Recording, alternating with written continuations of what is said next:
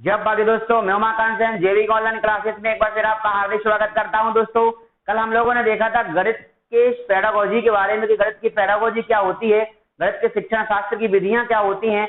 अलग अलग मनोवैज्ञानिकों के द्वारा दोस्तों अलग अलग परिभाषाएं दी गई थी जो कि कल हम लोगों ने दोस्तों पढ़ा था। मैंने आपको ये भी बताया था कि पेडागोजी हम लोग क्यों पढ़ते हैं। और दोस्तों मुझे आशा है कि आप लोगों ने जो वीडियो देखी होगी आप सभी को वीडियो पसंद भी आई होगी दोस्तों। और उसी वीडियो में मैंने आपको एक पीडीएफ की लिंक भी दी थी। उस पीडीएफ की लिंक के द्वारा आप अपनी पीडीएफ को डाउनलोड कर लीजिएगा, जिसमें आपको हैंडराइटिंग नोट्स नहीं बनाने पड़ेंगे, उसमें पूरा लिखा हुआ है।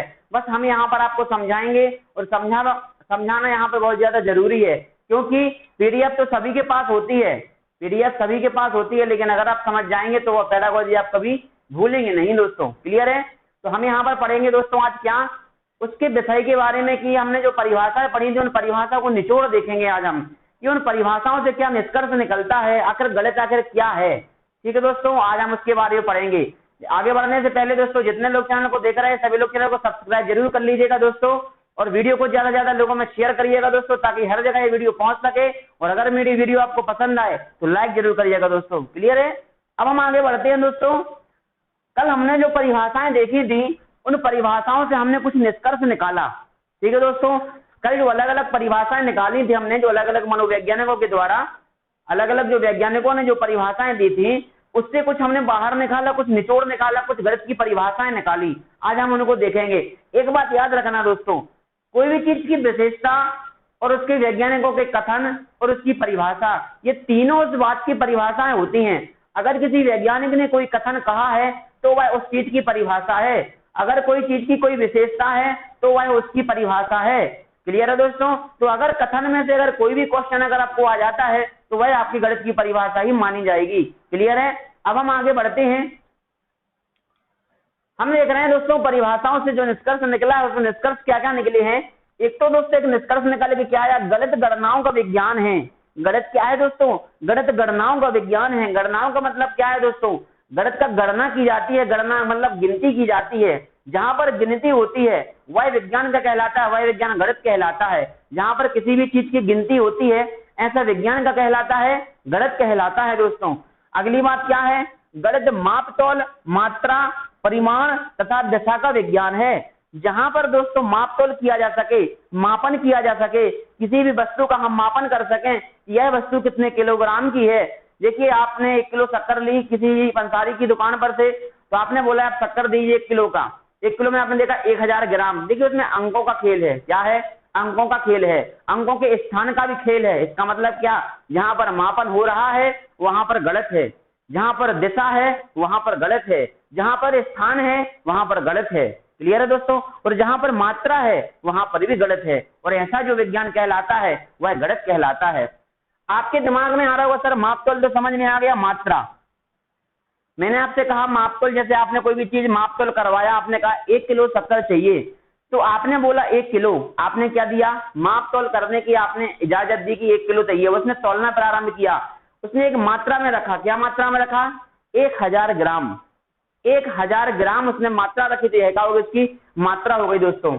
इस शब्द को जरा ध्यान से देखिएगा, परिमाण और परिणाम में अंतर होता है दोस्तों, परिमाण और परिणाम में अंतर होता है। पढ़ने और सुनने में भी मिस्टेक हो जाती है। परिमाण कहलाता है दोस्तों मात्रा, परिमाण कहलाता है मात्रा, और परिणाम जो निकलता है वह निकलता है क्या? रिजल्ट। क्या निकलता है? रिजल्ट निकलता है, उसे परिणाम कहते हैं। और परिमाण का मतलब होता है दोस्तों क्या? मात्रा। क्लियर है? इसमें दोस्तों दिशा होती है और स्थान होता है। देखिए दोस्तों एग्जाम्पल के लिए अगर मैं आपको बताऊं, जैसे कि मान के चलो अगर आपने 1000 लिखा, आपने लिखा 1000। अब देखिए दोस्तों अगर इन जीरो का स्थान में यहां से बदल दूं, अगर इस जीरो की मैं दिशा बदल दूं, अगर देखिए ये जीरो जो है 1 के बाद लगे हुए हैं, इनका स्थान निश्चित है कि आपका 1000 अगर लिखना है तो 1 के बाद 3 जीरो आएंगे। यह बात एकदम सत्य है। आप किसी भी कहीं भी देश में चले जाइएगा, इस बात को आप नहीं झुठला सकते कि 1000 रुपए के लिए 1 रुपए के बाद आपको 3 शून्य आपको यहाँ पर लगाने पड़ेंगे, तभी आपका 1000 होगा। इसका मतलब क्या है? जहां पर स्थान होती है, जहां पर दिशा होती है, वहां पर गणित होता है। अगर मैं यह जीरो यहां से हटाकर 1 यहां लिख दूं और 0 यहां पर लगा दूं, तो बताइए इसका मतलब क्या है? इसका मतलब दोस्तों 1 हो जाएगा। क्या हो जाएगा? 1 हो जाएगा। बस फर्क क्या हो गया? इसका हमने स्थान बदल दिया। क्या बदल दिया? इसका हमने स्थान बदल दिया, 1 का स्थान बदल दिया और 0 का स्थान बदल दिया। क्लियर है? तो यहाँ पर दोस्तों क्या कहते हैं कि जहां पर माप तौल हो, मात्रा हो, स्थान हो, दिशा हो, ऐसा विज्ञान गणित कहलाता है। गणित विज्ञान की क्रमबद्ध, संगठित तथा यथार्थ शाखा है। यथार्थ मतलब क्या? रियलिटी शाखा है, यथार्थ है, सत्य है। अगर आपसे बोला जाए कि यह 100 रुपए है तो 100 रुपए ही रहेगा। अगर हम देखिए दोस्तों क्या होता है, क्रमबद्ध शाखा है। क्रमबद्ध का मतलब 1 के बाद 2, 2 के बाद 3, 3 के बाद 4। आप कहीं भी चले जाइए, किसी भी देश में चले जाइए, आप कितनी भी बड़ी क्लास में क्यों ना चले जाएं, चाहे प्रोफेसर में चले जाएं, चाहे कॉलेज में चले जाएं, चाहे कोई बच्चा पहली क्लास में पढ़ता हो, चाहे आप कॉलेज में पढ़ते हो, इनका जो क्रम है, यह क्रम यही रहेगा, यह नहीं बदल सकता। यह क्रम यही रहेगा, यह नहीं बदल सकता। 1 के बाद 2 ही आएगा और 2 के बाद 3 आएगा और 3 के बाद 4 ही आएगा दोस्तों। और क्या है? संगठित है। संगठित मतलब एक साथ चलते हैं। 10 के बाद 11 आ जाता है, 11 के बाद 12 आ जाता है, संगठित है। बोलते हैं 1 से लेकर 1000 तक की गिनती बताइए, तो पूरी गिनती कैसी है? एक संगठित रूप में है। क्लियर है दोस्तों? तो मैंने यहाँ पर क्या देखा कि विज्ञान की क्रमबद्ध, संगठित और यथार्थ शाखा है। यथार्थ मतलब क्या दोस्तों? जैसे मैंने यहाँ पे कहा 2 धन 2 बराबर 4। अब यह चाहे दोस्तों पहली क्लास का बच्चा पढ़ ले, चाहे यह 12वीं क्लास का बच्चा पढ़ ले, चाहे आप किसी बड़े से बड़े कॉलेज में चले जाएं, यह चीज यथार्थ है, यह चीज एकदम सत्य है, रियल है कि 2 में अगर 2 जोड़ा जाएगा तो 4 ही आएगा, तो 4 ही आएगा दोस्तों। क्लियर है? तो यह कैसी बात है? यह बात है दोस्तों यथार्थ। यथार्थ मतलब एकदम सत्य बात है, यह बदली नहीं जा सकती। ठीक है दोस्तों? तो यही परिभाषा मैंने यहाँ पर पढ़ी है दोस्तों। क्या पढ़ी है? कि गणित विज्ञान की क्रमबद्ध, संगठित तथा यथार्थ शाखा है। अगली परिभाषा हम देख रहे हैं दोस्तों, क्या? इसमें मात्रात्मक तथ्यों तथा संबंधों का अध्ययन किया जाता है। इसमें मात्रात्मक तथा संबंधों का अध्ययन किया जाता है। देखिए, अगर आपको कोई बोल दे कि आपको 50 चाहिए, आपको 50 का मान चाहिए। अब देखिए, जैसे कि मैंने आपसे कह दिया कि 5 केले का मूल्य 50 रुपए है। 5 केले का मूल्य 50 रुपए है। अगर मैं आपसे कहूं 2 केले का मूल्य निकालिए, मैंने आपसे क्या कह दिया? 2 केले का मूल्य निकालिए दोस्तों। तो यहां पर क्या हो गया? मात्रात्मक। देखिए, यहां पर मात्रा का खेल है। मैंने यहां क्या कहा? यहां पर मात्रा कितनी थी? 5 केलों का मूल्य 50 रुपए था। और यहां पर मैंने मात्रा क्या बोल दी कि 2 किलो का मूल्य कितना होगा। तो मैं यहाँ पर क्या कर रहा हूँ? सिर्फ मात्रा का खेल है, कैपेसिटी की बात चल रही है। क्लियर है दोस्तों? तो हम यहाँ का मान निकाल के बता देंगे कि 5 का अगर 50 है तो 1 का 10 होगा, तो 2 का 20 होगा, 2 का 20 होगा। तो यहाँ पर क्या है दोस्तों? संबंधों का खेल है। क्या बिठाला? संबंध बिठाला हमने। कैसे संबंध बिठाला? हमने क्या कहा? जब 5 किलो का मूल्य 10 रुपए है तो 1 केले का मूल्य 5 केले का मूल्य 50 रुपए है, तो 1 केले का मूल्य 10 रुपए होगा। जब 1 केले का मूल्य 10 रुपए है तो 2 केले का मूल्य 20 रुपए होगा। मैंने क्या कहा? 50 रुपए का संबंध मैंने 10 रुपए से बिठाला और 10 रुपए का संबंध फिर मैंने 2 केले से बिठाला। तो इसका मतलब क्या किया? मैंने संबंध स्थापित किया। क्या किया दोस्तों? संबंध स्थापित किया। तो यही परिभाषा क्या कहती है? इसमें मात्रात्मक तथ्यों तथा संबंधों का अध्ययन किया जाता है। क्लियर है दोस्तों? अब हम यहाँ पर अगली परिभाषा देखेंगे, जो कि अगला निष्कर्ष निकल कर आता है। यह तार्किक विचारों का विज्ञान है। यह तार्किक विचारों का विज्ञान है। मैंने आपको बताया है कि तार्किक और अतार्किक क्या होते हैं।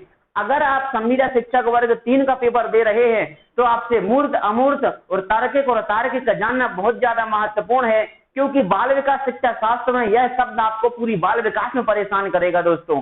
इसीलिए आपके लिए मालूम होना चाहिए कि तार्किक और अतार्किक क्या होता है। तार्किक वह होता है जिस चीज का तर्क किया जा सके, जो चीज रियलिटी होती है वह कहलाती है तार्किक। जैसे कि मैंने अगर सोचा कि मुझे साइकिल खरीदना है, मैंने सोचा कि मुझे गाड़ी खरीदना है, तो मैं खरीद सकता हूं, मैंने तार्किक चिंतन किया है। लेकिन अगर मैंने कह दिया कि मुझे आसमान से तारे तोड़ के लाना है, जो कि इम्पॉसिबल है, यह कैसा चिंतन हो गया मेरे लिए?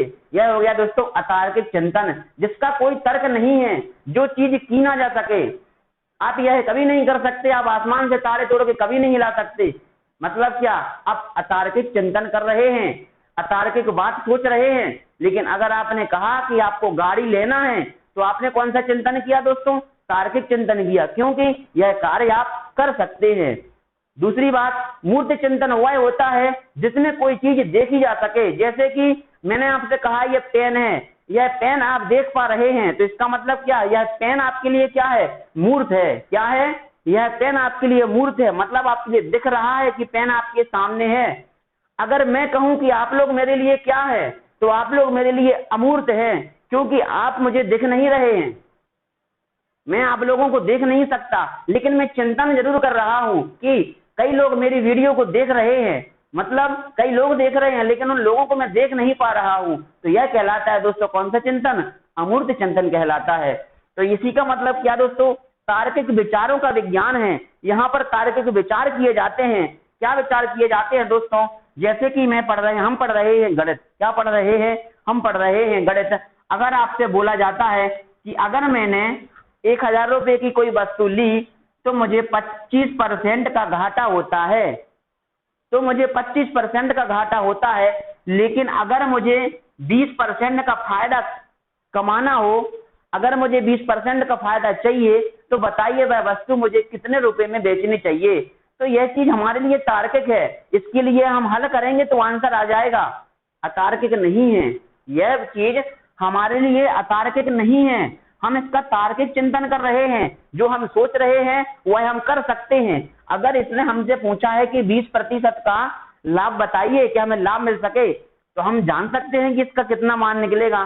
ठीक है, इसका मान हम निकाल के क्या बता सकते हैं दोस्तों? कि हम तार्किक चिंतन कर रहे हैं। क्या कर रहे हैं? हम तार्किक चिंतन कर रहे हैं दोस्तों।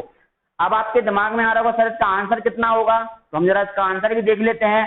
25% बराबर क्या होता है दोस्तों? 1/4 होता है। क्या होता है? 1/4 होता है। वस्तु का क्रय मूल्य 4 है। वस्तु का क्रय मूल्य कितना है? हमारे हिसाब से वस्तु का क्रय मूल्य 4 है। 1 रुपए का हमें घाटा लग गया, तो वह वस्तु मुझे कितने की पड़ी? 3 रुपए की पड़ी दोस्तों। कितने रुपए की पड़ी? 3 रुपए की पड़ी दोस्तों। यहाँ पे थोड़ा क्वांटिटी बदल देते हैं। यहाँ पे मैंने देखा दोस्तों 1200 रुपए की। जब मैंने देखा कि जब वह वस्तु 3 मतलब क्या 400 रुपए और 4 चौको 16, इसका मतलब क्या दोस्तों? कि उस वस्तु का क्रय मूल्य 1600 रुपए है। अब इससे मुझे 20% का फायदा चाहिए, तो 20% का फायदा लेने के लिए क्या करेंगे? यहाँ पर एक शून्य देखिए, 10% मतलब क्या? 160। 160 में 160 और जोड़ देंगे तो क्या हो जाएगा दोस्तों? 6 2 12 3 320, और इसमें हम 320 क्या कर देंगे? जोड़ देंगे तो 2 0 2 9 1 1920 रुपए की हम कोई वस्तु बेचेंगे तो हमें 20% का फायदा हो जाएगा। देखिए हमने दोस्तों निकाल लिया। तो यहाँ से जो चिंतन कहलाते हैं दोस्तों, वह कहलाते हैं हमारे दोस्तों कौन से? तार्किक चिंतन कहलाते हैं। क्लियर है?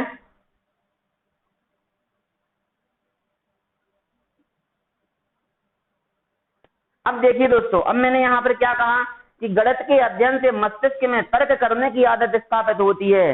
कोई भी विद्यार्थी अगर दिमाग से कमजोर है, अगर वह 1 महीने रेगुलर अगर गणित की पढ़ाई कर ले, तो उसका जो दिमाग रहता है, उसकी जो तर्क करने की क्षमता होती है वह तीव्र हो जाती है। क्योंकि उसका जो माइंड है उसमें तर्क करने लगता है कि अगर 2 दूनी 4 हो रहा है तो 6 दूनी कितना हो जाएगा, अगर 10 दूनी 20 हो रहा है तो 10 में अगर 2 का भाग दे दिया जाएगा तो क्या हो जाएगा। इसका मतलब क्या है?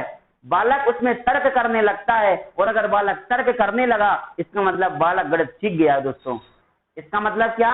बालक गणित सीख गया। अब बालक से गणित बनने लगी, क्योंकि उसके मस्तिष्क में तर्क करने की क्षमता स्थापित होने लगी है, वह तर्क करने लगा है। और अगर है, ठीक है दोस्तों। अगली बात क्या होती है दोस्तों? आगमनात्मक तथा प्रायोगिक विज्ञान है। ठीक है दोस्तों, आगमनात्मक ये दोस्तों है जो आगमनात्मक, यह एक विधि है। अभी यहाँ पर आपको मैं बताऊंगा तो समझ में नहीं आएगा, मैं आपको बताऊंगा दोस्तों कि आगमनात्मक क्या होती है, विश्लेषण क्या होती है, संश्लेषण क्या होती है, प्रायोगिक क्या होती है। प्रायोगिक दोस्तों प्रैक्टिकल में होती है, यानी कि कुछ स्टेप होते हैं। जब मैं आपको विधि बताऊंगा, डिटेल से बताऊंगा दोस्तों, बने रहिएगा वीडियो के साथ। आपको एक एक चीज एक एक टॉपिक आपको करवाया जाएगा दोस्तों। इसके बाहर आपका कुछ भी नहीं आएगा दोस्तों। पूरा का पूरा हमारा इसी के अंतर्गत आएगा। इसके बाहर आपका एक भी क्वेश्चन नहीं आ सकता किसी भी पेपर में। इसके बाद हम देखेंगे दोस्तों कि वह विज्ञान, गणित का वह विज्ञान है जिसमें आवश्यक निष्कर्ष निकाले जाते हैं।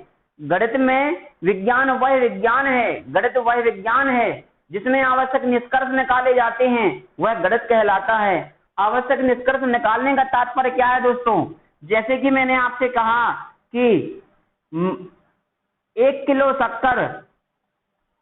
शक्कर का जो मूल्य है वह 12 रुपए है। मैंने क्या कहा कि 1 किलो शक्कर का मूल्य 12 रुपए है। हमें 5 किलो शक्कर चाहिए, 5 केजी शक्कर चाहिए, कितने रुपए की होगी? तो हमें क्या चाहिए? हमें एक आवश्यक निष्कर्ष पे पहुंचना है, हमें एक ऐसा रिजल्ट चाहिए जिसकी हमें आवश्यकता है। और वह किस माध्यम से निकालेंगे हम? वह निकालेंगे दोस्तों हम गणित के माध्यम से। किसके माध्यम से निकालेंगे? वह निकालेंगे हम गणित के माध्यम से। कैसे निकालेंगे? कि जब 1 किलो शक्कर का मूल्य 12 रुपए है तो 5 किलो शक्कर का मूल्य कितना होगा दोस्तों? 12 पंजी 60। तो हमें यहाँ पर किस निष्कर्ष पे पहुंच गए? एक ऐसा आवश्यक निष्कर्ष पे पहुंच गए जिसकी हमें जरूरत थी। ठीक है, तो हमें पता चल गया कि 5 किलो शक्कर का मूल्य कितना है? 60 रुपए है। हमें 60 रुपए देने होंगे 5 किलो शक्कर के लिए। तो हम कहां पर पहुंच गए?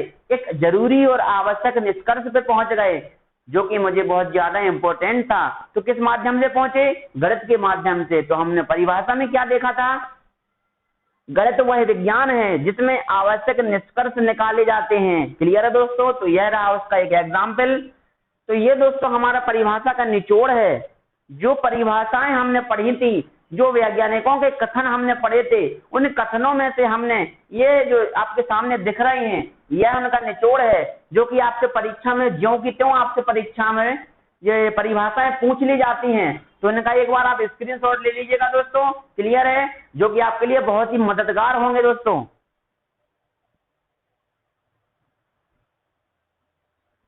ठीक है दोस्तों, अब हम बढ़ते हैं आगे। हम आगे बढ़ के क्या देखते हैं? एक चीज और दोस्तों यहाँ पर लिखिए, गणित एक अमूर्त विषय है। अमूर्त विषय मतलब कैसा? जो विषय हमें दिखाई नहीं देता लेकिन हम पढ़ते जरूर हैं। मतलब हम पढ़ते जरूर हैं लेकिन यह हमें दिखाई नहीं देता। अमूर्त विषय का मतलब कैसा है? देखिए, रहता तो अमूर्त है लेकिन हम पहुंच कहाँ जाते हैं? मूर्त पे पहुंच जाते हैं, जिसका परिणाम कैसा? हमारा मतलब ये है, देखिए मैंने आपसे कह दिया दूर मत जाओ, मैंने अभी आपको एक एग्जाम्पल बताया था, उसी एग्जाम्पल को हम देखते हैं। हमने आपसे कहा था कि 1 किलो शक्कर का मूल्य 12 रुपए है और 5 किलो शक्कर का जो मूल्य है वह हमें ज्ञात करिए। तो देखिए, ना हमारे पास शक्कर है, ना तो हमारे पास शक्कर है, ना हमारे पास पैसा है, ना हमारे पास दुकानदार है। फिर भी हम क्या कर रहे हैं? उसके बारे में सोच रहे हैं, उसके बारे में हम अध्ययन कर रहे हैं और उसका हम मान भी निकाल रहे हैं, उसका परिणाम भी निकाल रहे हैं। किसके आधार पर? परिमाण के आधार पर। इसका मतलब क्या है दोस्तों? अमूर्त है, हमें दिखाई नहीं देता लेकिन हम उसका चिंतन कर रहे हैं। हमने क्या कह दिया कि भैया 1 किलो शक्कर का मूल्य 12 रुपए है तो 5 किलो शक्कर का मूल्य 60 रुपए होगा। लो भैया, हो गया। लेकिन कैसा चिंतन है? यह अमूर्त चिंतन है, जो हमें दिखाई नहीं दे रहा है। ना हमारे पास शक्कर है, ना हमें शक्कर दिखाई दे रही है, ना हमें पैसा दिखाई दे रहा है, ना हमें वो दुकानदार दिखाई दे रहा है, लेकिन फिर भी हम क्या कर रहे हैं दोस्तों? उसका अध्ययन कर रहे हैं और हम उसका क्या निकाल रहे हैं? मान निकाल रहे हैं। इसीलिए क्या कहा जाता है दोस्तों? गणित एक अमूर्त विषय है। अमूर्त मतलब क्या? जो हमें दिखाई नहीं देता लेकिन हम करते जरूर हैं। हम बोलते हैं आगरा का ताजमहल, हमें दिखाई नहीं देता आगरा का ताजमहल लेकिन हम सोचते हैं कि वह आगरा में है, इस प्रकार का दिखाई देता है, उसका संप्रत्यय हमारी नजरों के सामने रहता है, तो वह क्या कहलाता है? वह अमूर्त कहलाता है दोस्तों। क्लियर है? अब दोस्तों देखिए, हमने यहाँ पर परिभाषाएं देख ली। अब हम देखेंगे कि गणित की जो प्रकृति होती है, दूसरा हमारा जो टॉपिक इसमें रहेगा दोस्तों वह रहेगा क्या? कि गणित की प्रकृति कैसी होती है। गणित की प्रकृति कैसी होती है तो जरा हम देखते हैं। देखिए दोस्तों, कोई भी विषय अगर होता है, कोई भी विषय हो, उसको पढ़ाने का एक उद्देश्य होता है। क्या होता है? उसको पढ़ाने का एक उद्देश्य होता है, उसको पढ़ने का एक उद्देश्य होता है कि अगर आप बच्चों के लिए गणित पढ़ा रहे हैं तो गणित आप उनके लिए क्यों पढ़ा रहे हैं? उनको गणित का जीवन में क्या महत्वपूर्ण है और इस गणित से उसके जीवन में क्या होने वाला है, इन सब चीजों को ध्यान में रखते हुए हर एक चीज का क्या होता है, एक उद्देश्य होता है, हर विषय का उद्देश्य होता है। तो यहीं पर हम देखेंगे गणित का उद्देश्य देखेंगे, जो कि आपको पीडीएफ में दिया गया है। आप निश्चिंत रहिएगा, आपको सब कुछ दिया है, बस यहाँ पर समझिए, क्योंकि यहाँ पे समझना बहुत ही ज्यादा महत्वपूर्ण है। अब देखिए दोस्तों, हर विषय का एक उद्देश्य होता है। ध्यान से देखिएगा दोस्तों, हर विषय का एक उद्देश्य होता है, हर विषय का एक उद्देश्य होता है और उसकी संरचना भी होती है। हर विषय का एक उद्देश्य होता है कि यह विषय क्यों पढ़ाया जा रहा है, और हर विषय की एक संरचना भी होती है कि इस विषय को किस तरीके से पढ़ाया जाए, इस विषय में कौन कौन से ऐसे चिन्ह हैं, अंग हैं, शब्द हैं जिनके आधार पर इनको पढ़ाया जाए। मतलब इनकी बनावट जो होती है, इनकी बनावट भी निश्चित होती है, इनका एक उद्देश्य होता है और इनकी एक संरचना होती है। दोनों से मिलकर, उद्देश्य और संरचना से मिलकर प्रकृति का क्या होता है, निर्धारण होता है। क्या होता है, प्रकृति का निर्धारण होता है कि इस विषय की प्रकृति कैसी है, इस विषय की प्रकृति कैसी निकलकर बाहर आती है। किसी विषय का उद्देश्य और उसकी संरचना दोनों मिलकर उसकी प्रकृति का निर्धारण करते हैं। क्या करते हैं दोस्तों, उसकी प्रकृति का निर्धारण करते हैं, उसकी प्रकृति का निश्चय करते हैं, निश्चित करते हैं दोस्तों कि यह प्रकृति कैसी है। क्लियर है दोस्तों, उस प्रकृति का क्या करते हैं, निर्धारण करते हैं कि इस विषय की प्रकृति किस प्रकार की है। क्लियर है। अब देखिए दोस्तों, मैंने यहां पर बताया आपको कि हर विषय का एक उद्देश्य होता है। यह परिभाषा आपके लिए उसमें लिखी है पीडीएफ में। हर विषय का एक उद्देश्य होता है और उद्देश्य के साथ ही साथ उस विषय की एक संरचना भी होती है, और संरचना दोनों मिलकर उसकी प्रकृति का क्या करते हैं, निर्धारण करते हैं। क्लियर है दोस्तों। अब देखिए, हम यहाँ पढ़ रहे हैं गणित के बारे में। तो गणित की क्या होती है, गणित की जो संरचना होती है, दूसरी परिभाषा है दोस्तों, उसी में एक दूसरा पॉइंट है। गणित की जो संरचना होती है, गणित की जो संरचना होती है वह अधिक मजबूत और शक्तिशाली होती है। वह कैसी होती है, गणित की जो संरचना होती है वह अधिक मजबूत और शक्तिशाली होती है, जिस कारण से उसका जो स्थान होता है वह स्थायी होता है और महत्वपूर्ण होता है। क्लियर है दोस्तों। गणित की संरचना अधिक मजबूत और शक्तिशाली होती है, इसी वजह से उसका जो स्थान है वह स्थायी होता है और वह अधिक महत्वपूर्ण होती है। क्या, गणित। क्लियर है दोस्तों। तो हमने यहाँ पर क्या देखा कि हर विषय का उद्देश्य होता है और संरचना उसके साथ होती है। हर विषय का एक उद्देश्य होता है और हर विषय की संरचना होती है। दोनों मिलकर अपनी प्रकृति का निर्धारण करते हैं कि उस विषय की प्रकृति कैसी है। ये कोई हमारा कौन सा पॉइंट, पहला पॉइंट। अब हम देखेंगे दूसरा पॉइंट, इसी से बाहर निकालेंगे। डायग्राम के माध्यम से बहुत ही आसानी से समझ में आता है दोस्तों। गणित की संरचना अधिक मजबूत और शक्तिशाली होती है। गणित की संरचना अधिक शक्तिशाली और मजबूत होती है। इसी कारण से उसका जो स्थान होता है वह स्थायी होता है, निश्चित होता है और अधिक महत्वपूर्ण होता है। सभी विषयों में गणित बहुत ही महत्वपूर्ण विषय माना जाता है। और यह जो विषय है दोस्तों एक अंतरराष्ट्रीय विषय है। कैसा है, एक अंतरराष्ट्रीय विषय है, इंटरनेशनल लेवल का है। क्लियर है दोस्तों। तो यह हमने देखा दोस्तों इसकी प्रकृति के बारे में। अब हम यहीं पे देखो, मैंने यहाँ पे क्या देखा इसकी प्रकृति के बारे में। इसका जरा हम अगला थोड़ा सा आगे और बढ़ते हैं। क्या है कि गणित की प्रकृति को किन बिंदुओं से समझा जा सकता है। हमने यहाँ पर प्रकृति को तो देख लिया कि गणित की प्रकृति क्या होती है। अब हमें ये देखना है कि गणित की प्रकृति के लिए हम किन किन बिंदुओं से उसको पहचान सकते हैं कि आखिर यह गणित की प्रकृति है। हम कैसे पहचानेंगे कि यह गणित की प्रकृति है। उसकी कुछ पहचान तो होती होगी, उसके कुछ लक्षण तो होते होंगे, उसकी कुछ विशेषताएं तो होती होंगी। अब जरा हम उन विशेषताओं के बारे में पढ़ेंगे कि आखिर ऐसी कौन कौन सी विशेषताएं होती हैं जो गणित की प्रकृति का निर्धारण करती हैं। ठीक है, मैंने यहाँ पढ़ तो लिया, उद्देश्य होता है, संरचना होती है, लेकिन आखिर उन संरचनाओं में क्या क्या होता है, उनके उद्देश्य क्या क्या होते हैं और कैसे प्रकृति का निर्धारण करते हैं। देखिए दोस्तों, गणित जो होता है, गणित विषय में क्या क्या होता है, मापन होता है, माप तोल होता है, गणित विषय में संख्याएं होती हैं, गणित में स्थान होता है और गणित में दिशा होती है। ये बात तो जो हमने क्लियर देख लिया कि हाँ, अगर जिस जगह पे मापन हो रहा है, जिस जगह पे संख्याएं हैं, जिस जगह पे स्थान है और जिस जगह पे दिशा है, समझ जाइए कि वहां पे गणित है, समझ जाइए कि वहां पर गणित है। तो हमने यहाँ पर प्रकृति का निर्धारण तो कर लिया दोस्तों कि यहाँ पर गणित है। एक हमारा पॉइंट यहाँ पर ये हो जाता है। अगला पॉइंट क्या होता है, दूसरा पॉइंट भी होगा इसका, गणित की अपनी एक भाषा होती है, गणित की अपनी एक भाषा होती है, गणित की अपनी एक भाषा होती है, जिसमें, यहां लिख लीजिए दोस्तों, जिसमें,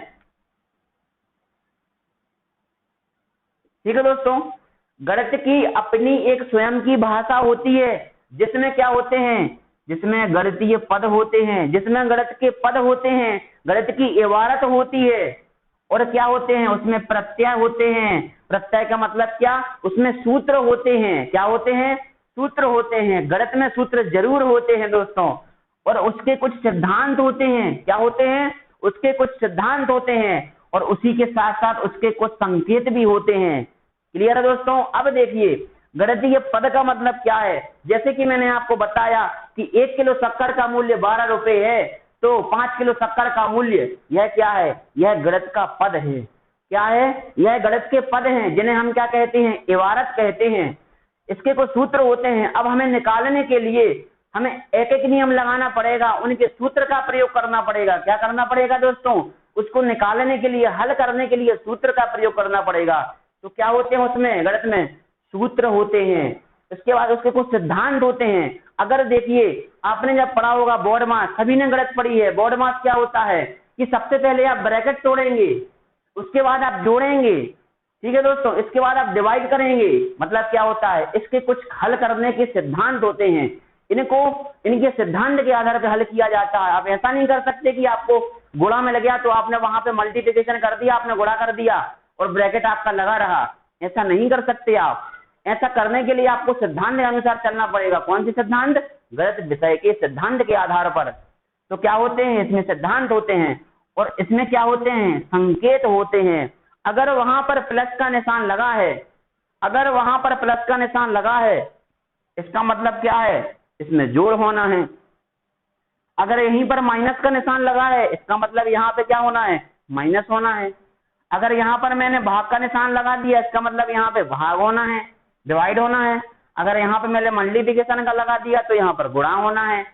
तो इस प्रकार के क्या होते हैं, उसके कुछ संकेत होते हैं, जो कैसे होते हैं, विशेष प्रकार के होते हैं। तो हमने क्या देखा दोस्तों, हमने गणित की प्रकृति के बारे में देखा और गणित की प्रकृति को किन किन बिंदुओं के आधार पर समझा जा सकता है कि हाँ, इसमें गणित की प्रकृति है। तो हमने यहाँ पर कुछ बिंदुओं के बारे में देखा, जिसमें हमने 2 पॉइंट देखे। पहला पॉइंट हमने क्या देखा कि गणित में को पहचाने कैसे कि ये गलत है।